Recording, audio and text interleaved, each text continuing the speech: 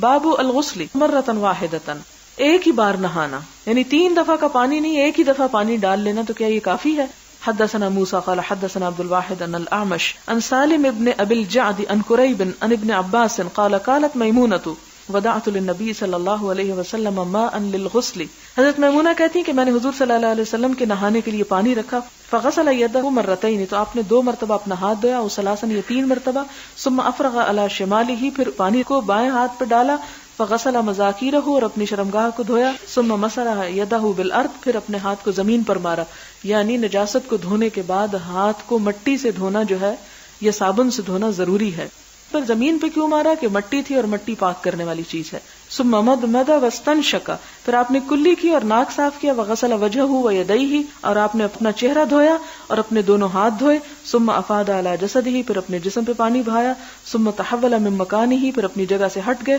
فغسل قدمیہ، پھر اپنے دونوں پاؤں کو دھو لیا۔ یعنی یہ پورا ایک طریقہ بتایا گیا کہ کس طرح غسل جنابت کیا جاتا ہے۔ یعنی اس میں وضو شرط ہے، وضو لازم ہے، اور وضو میں یہ ہے کہ اگر پہلے استنجا کیا جا چکا ہو تو اس کے بعد اگر انسان صرف جسم پہ پانی بہائے اور شرمگاہ کو ہاتھ نہ لگائے تو وہ وضو بھی کافی ہوتا ہے اور اس سے نماز وغیرہ ادا کی جا سکتی ہے۔ لیکن اگر وضو کرنے کے بعد استنجا کیا جا رہا ہے تو پھر وضو ٹوٹ جائے گا۔